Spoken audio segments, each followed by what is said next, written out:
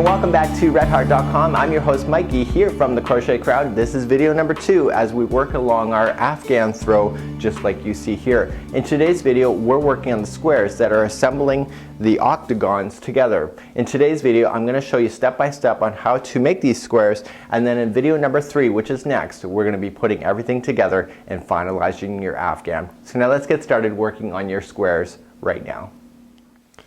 And here we are in video number 2, and we're about to start the squares. If you would like the pattern for this information, you can find it on the more information link of this video, and I will direct you to where you can find this. And we're working on motif number 2, and in motif number 2 there's 12 of these little squares, and you can mix and match, and you'll see that there's different colors of the squares, and again the creativity is up to you. Throughout this tutorial we're going to be using Red Heart with Love. Don't be afraid to substitute it with Red Heart Super Saver or whatever you have in stock. I'm using a size J or a 6.0 millimeter crochet hook today. So let's begin. We're going to be looking at this Afghan from a point of matching.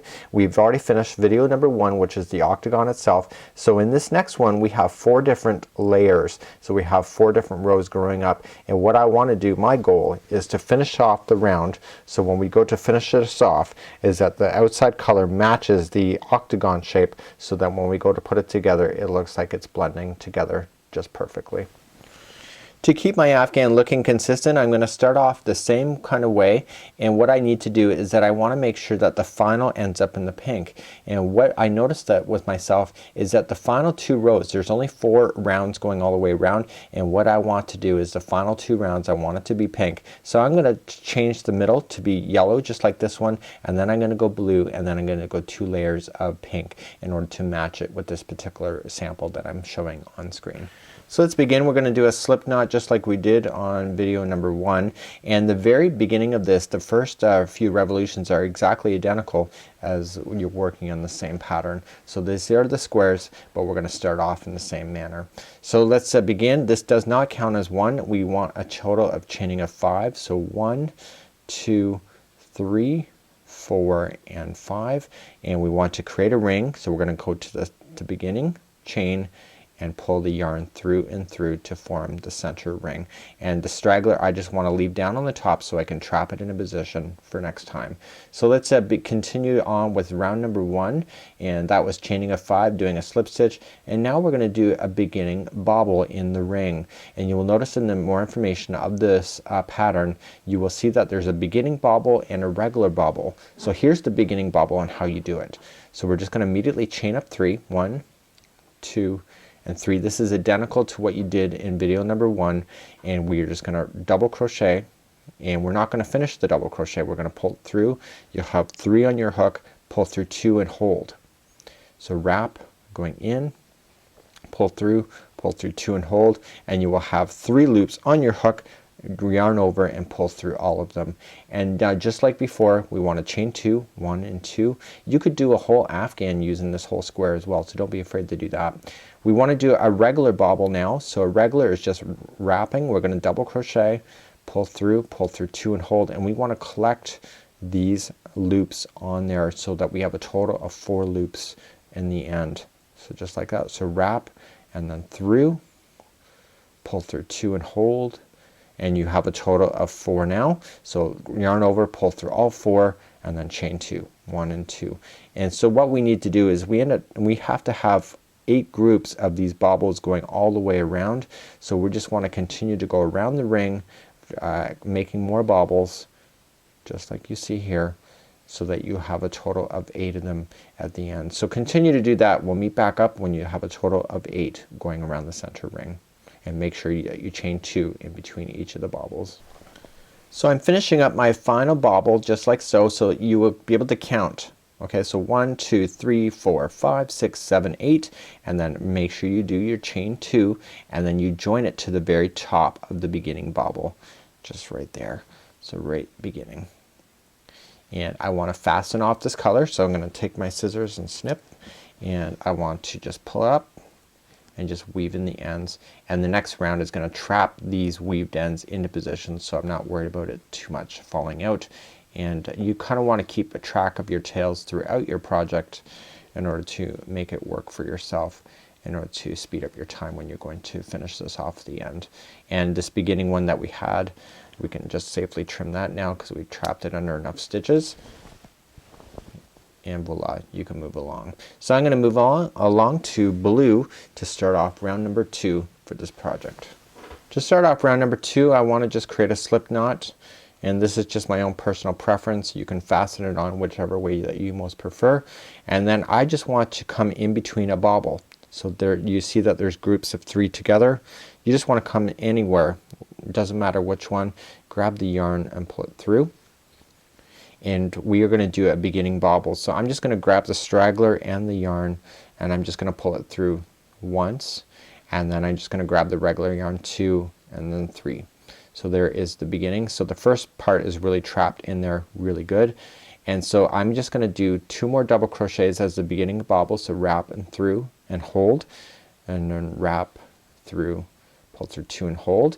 And so now you have 3 on your hook, yarn over, grab it and pull through all 3, and now chain 2, and then into the same space right underneath you want to do a regular bobble just like you were doing in the last round.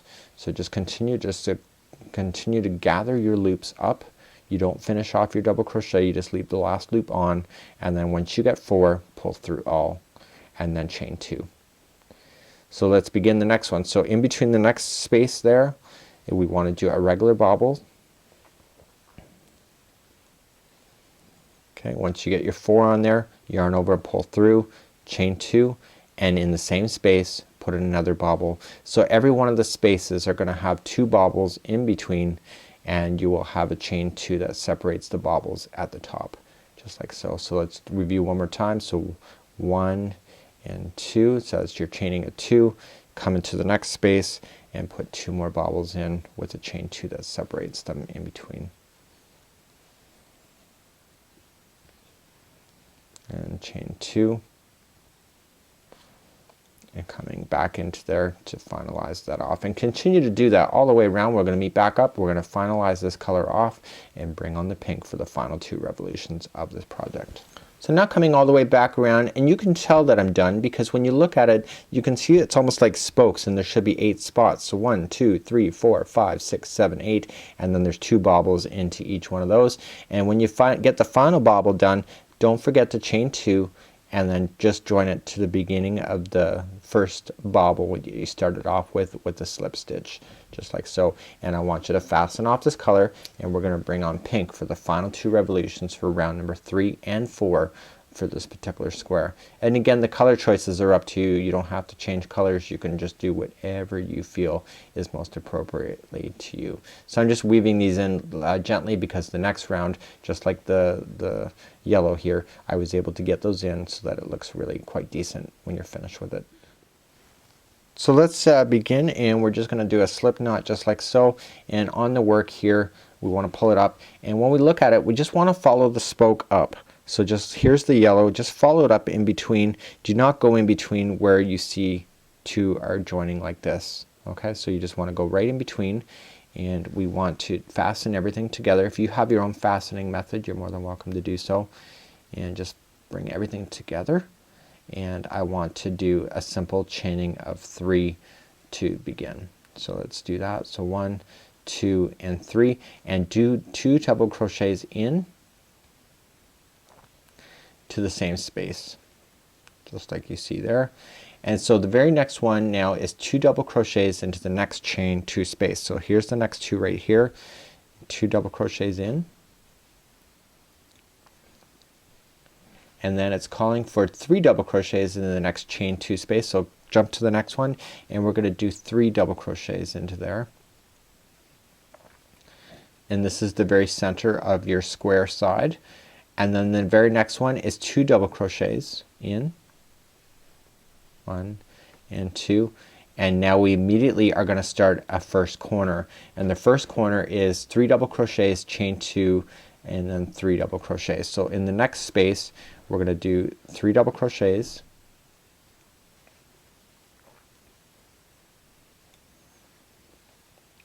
okay, chain 2, 1 and 2, we're turning a corner and going into the same spot for another 3 double crochets in. And so basically we just need to follow the same parameters that we did over here. So 2, 3 and 2. Do you see that? 2 double crochets, 3 double crochets, 2 double crochets. So the first one is going to be 2 double crochets in a row. That's the first gap space. Here is the middle of the next corner of the next side, so it's 3 double crochets. If you can see consistency like this will just make your job a lot easier. The next one is going to get 2 double crochets. And then finally we're on the final corner, or the next corner, so again it's the 3 2 3. So 3 double crochets,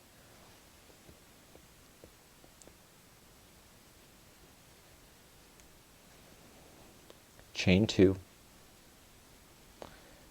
and then 3 double crochet. So let's review again one more time, and then I'm going to leave the last line for you. So again, remember we had 2 3 and 2, and then we had 2 3 and 2. So guess that's what that means. So the first gap is going to get 2 double crochets. The next gap is going to get 3 double crochets, which is the very center of your next side. And so the next one is 2 double crochets, and we're now ready for a corner. So again 3 2 3. So 3 double crochets, chain 2, 3 double crochets, and then finalize off this round doing exactly what I've already shown you before. So to finalize off this round, we've gone across the side, so 3 2 and 3, and then the final one is the other side of the corner, so it's 3 double crochet in because we started off on the half of the first corner, and then we chain 2, 1 and 2, and then we just slip stitch to the beginning of the chain 3 that we started off with, and that will finalize round number 3. And we do not want to fasten off this color. We want to keep this color going for one more revolution as we finalize off this motif together. To begin the final revolution, just like I showed you on video number 1, I'm going to slam in my hook into the hole, and I'm going to pull it through and through, and again this just kind of backwards up your work so that you're going one stitch backwards and behind, and this just helps you. So if you remember on the video number 1, we ended up with 13 stitches going across before we did the outside, and on this one here we got 13 as well because we're simply going to be putting these work together. So every stitch now going around is going to be a single crochet, just like you did on the very final revolution of your octagon motif. So we're just going to simply just do one single crochet into each, and then in the corners it's just like we did before, one single crochet, chain 1, one single crochet, and this is just acting like it was on the motif as you go all the way around. So every stitch is one single crochet, and then we just now hit the corner, so one single crochet, chain 1, and one single crochet as you work all the way around. So continue to do that, one single crochet all the way around, corners one single crochet, chain 1, one single crochet, and we'll meet back up and we'll finalize off this motif together. So we're now coming back all the way around, and we are just doing the single crochet, and then on the final corner it's one single crochet, chain 1, and then we just want to slip stitch it to the beginning single crochet that you started off with, and just weave in our ends. And when we weave in our ends, we're just going to be gentle about it, because when we go to sew in these together with the other motifs, you will find that that will get trapped in between the sewing stitches, so it's not something you have to worry about too dramatically. So if you've done your homework right and you've done your tension right, you will notice that these will fit together right in the corner slots of your particular afghan. So here we have the round, or the octagon shape here, and you will see that this just fits right into position no matter where it is around the edge. So let's begin to move on to video number 3 as we finalize and put this afghan together. So there you have it. That was how to complete your squares. If you want to learn how to put everything together now and you want some fabulous little tips, please go on to video number 3 as we start assembling all of our octagons and squares together to finalize this throw. Until next time, I'm Mikey from redheart.com as well as the Crochet Crowd.